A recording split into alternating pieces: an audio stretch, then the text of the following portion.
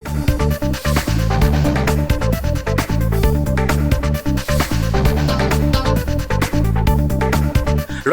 নববর্ষের শুভেচ্ছা জানিয়ে এসআইআর নিয়ে বিজেপিকে আক্রমণ মুখ্যমন্ত্রী মমতা বন্দ্যোপাধ্যায়ের। দিল্লির জমিদাররা ভোটাধিকার কেড়ে নিচ্ছে, এই অভিযোগ তুলে সকলকে গণতান্ত্রিকভাবে জবাব দেওয়ার বার্তা মুখ্যমন্ত্রীর। এদিকে বাংলা নববর্ষ উপলক্ষে বঙ্গবাসীকে খোলা চিঠি লিখেছেন প্রধানমন্ত্রী নরেন্দ্র মোদী। তবে চিঠিতেও তৃণমূল কংগ্রেসকে আক্রমণ শানাতে বলেননি তিনি। সব মিলিয়ে ভোটের বাংলায় নববর্ষের দিনও তরজা তুঙ্গে। রাজ্য সরকার গড়লে মহিলাদের মাসে ৩,০০০ টাকা করে দেওয়ার কথা আগেই ঘোষণা করেছিল বিজেপি, কিন্তু এই ভাতার আওতাভুক্ত কারা হবেন তা নিয়ে তীব্র ধোঁয়াশা তৈরি হয়েছিল বিজেপির সংকল্পপত্র প্রকাশের পর। অবশেষে সেই বিভ্রান্তি দূর করলেন স্মৃতি ইরানি। হ্যাঁ, প্রত্যেকটা মহিলাকে দেওয়া হবে, এটাই আমাদের সংকল্প।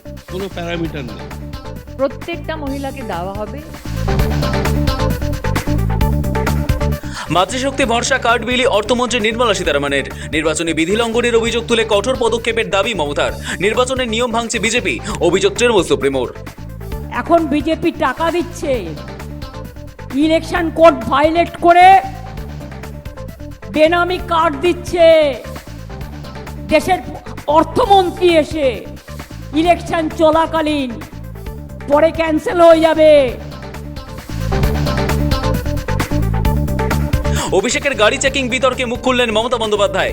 সবার গাড়ি চেক হলে প্রধানমন্ত্রী, সিএপিএফ এর গাড়িও চেক হবে। ইসলামপুরের নির্বাচনী সভায় বিজেপিকে ঝাঁঝালো আক্রমণ তৃণমূল সুপ্রিমোর। अगर तृणमूल का ऑल लीडर को चेक होगा तो प्राइम मिनिस्टर को क्यों नहीं होगा? क्यों सीएपीएफ का गाड़ी चेक नहीं होगा? क्यों होम मिनिस्टर का गाड़ी चेक नहीं होगा? क्यों बीजेपी का गाड़ी चेक नहीं होगा? खाली तृणमूल को होगा, ऐसा ही इलेक्शन चलेगा। অভিষেক পত্নীকে টার্গেট করছে নির্বাচন কমিশন। হোয়াটসঅ্যাপে চলছে নেতাদের হেনস্থার ছক। সরাসরি কমিশনকে চিঠি তৃণমূলের। এখন দেখার তৃণমূলের এই বিস্ফোরক অভিযোগের প্রেক্ষিতে নির্বাচন কমিশন কি পাল্টা সাফাই দেয়। বাংলায় প্রথম দফা নির্বাচনে মোতায়েন ২৪০৭ কোম্পানি বাহিনী। সবথেকে বেশি বাহিনী মোতায়েন মুর্শিদাবাদে। এই জেলাকে দুটি পুলিশ জেলাতে ভাগ করে মোট ৩১৬ কোম্পানি বাহিনী মোতায়েন করা হচ্ছে। মুর্শিদাবাদের পরই রয়েছে শুভেন্দু অধিকারীর জেলা পূর্ব মেদিনীপুর। নন্দীগ্রামে ২৭৩ কোম্পানি কেন্দ্রীয় বাহিনী মোতায়েন করছে নির্বাচন কমিশন। প্রথম দফা ভোটে কেন্দ্রীয় বাহিনীর সঙ্গে কাঁধে কাঁধ মিলিয়ে নামছে ৪০,০০০ রাজ্য পুলিশ। তবে কেন্দ্রীয় বাহিনীর বিশাল উপস্থিতির তুলনায় এই সংখ্যাটি ১/৪ কম। সবচেয়ে বেশি পুলিশ মোতায়েন করা হচ্ছে সেই মুর্শিদাবাদেই। ফের পিছিয়ে গেল সুপ্রিম কোর্টের ডিএ মামলা শুনানি। ভোটের রেজাল্টের পর ফের ডিএ মামলা শুনানি শুনবে সুপ্রিম কোর্ট। ৬,০০০ কোটি টাকা দেওয়া হয়েছে জানালো রাজ্য। আগামী ৬ মে এই মামলার পরবর্তী শুনানি হবে।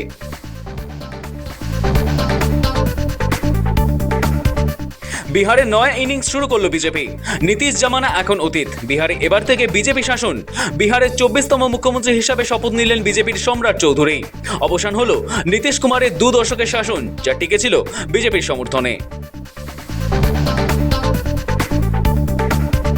আসন পুনর্বিন্যাসে রাজ্যের অধিকার লঙ্ঘন বরদাস্ত নয়। মহিলা সংরক্ষণ বিল পেশ হলে রাজ্য অচলের ডাক তামিলনাড়ুর মুখ্যমন্ত্রী এম কে স্ট্যালিনের। মোদীর বিরুদ্ধে কার্যত যুদ্ধ ঘোষণা ডিএমকে প্রধানের। মোদী সরকারকে রুখতে একজোট বিরোধীরা। সংসদে আসন্ন অধিবেশনে এই বড়সড় মোকাবিলার প্রস্তুতি নিচ্ছে ইন্ডিয়া জোট। তাপপ্রবাহে যেন দাউ দাউ করে জ্বলছে গোটা বাংলা। রোদে গরমে হাঁসফাঁস অবস্থা। বাইরে বেরোলেই মনে হচ্ছে যেন আগুনের চুল্লির মুখে দাঁড়িয়ে থাকা। তবে এই ভ্যাপসা গরমের মাঝে স্বস্তির খবর। ঝড় বৃষ্টির পূর্বাভাস। বৃহস্পতিবার থেকে শুক্রবার গোটা দক্ষিণবঙ্গে বৃষ্টির আভাস। তবে বৃষ্টি হলেও এখনই ভ্যাপসা গরম কমার আশা নেই, জানালো হাওয়া অফিস।